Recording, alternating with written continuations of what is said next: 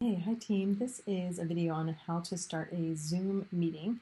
And this will be in the context of Zoom with a one-on-one with a student, with a meeting with a student.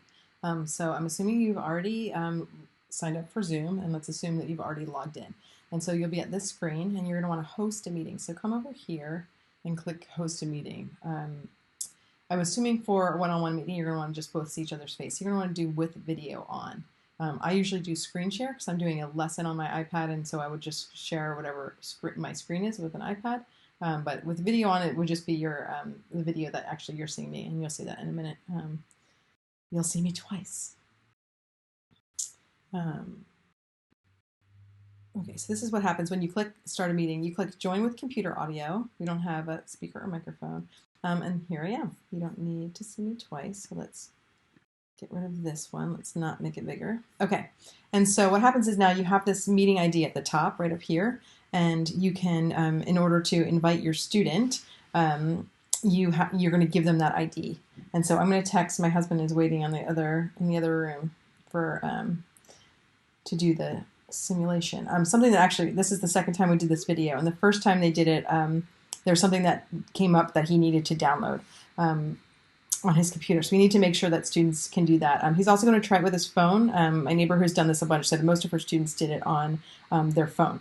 So that's also an option. But so I gave the password. I didn't give him the password yet. There's the meeting ID. But then to get the password, you want to click invite. So this is another way you can invite, send an email. But down here is the password.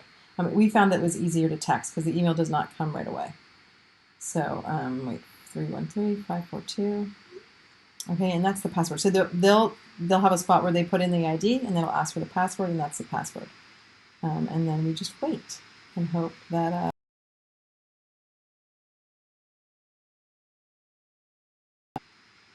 Okay, so he just arrived, and oh, hi Morgan. Is this on your phone or on the computer? Oh, you didn't turn on the audio. Oh, okay, yeah, we'll have to figure out. So your student will have to figure out where their audio is. I think if you go like participants, you can see, like I can see that you can see moving, but he is not. So he's not. I guess maybe his microphone isn't. Maybe your microphone isn't like allowed to use that app. So I think on your iPhone you'd have to go in and say you can use my microphone or something. I can hear you because you're in the other room behind me in one wall, but I can't hear you because on the screen.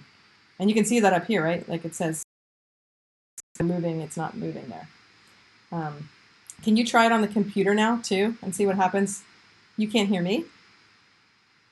Oh, okay. Can you go on your computer and do that same code? And we'll see what happens with the computer. I'll also push pause for that. So you have to do that. Okay, so he's trying to sign on. I guess he turned off the video.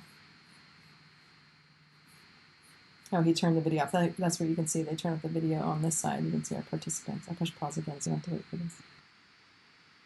Okay, and then here he is from the computer. Oh, now I can hear. Can you hear me there? Hold on a second. Oh yeah, your audio's on there. Okay, great. Okay, so this would be an example as if we had a meeting of three different people, more than one person. You see your people on the side there, and then he has his microphone on. Oh, you clicked it mute, so you can see that means mute anyway. And then you can just talk like this. So the person you're talking to is here, and you can see yourself in the corner. And there's our meeting. Thanks, Morgan. Yep. Hit end meeting there, and our meeting. End meeting for all. So hopefully that helped you know how to do a meeting. So try it now on your own.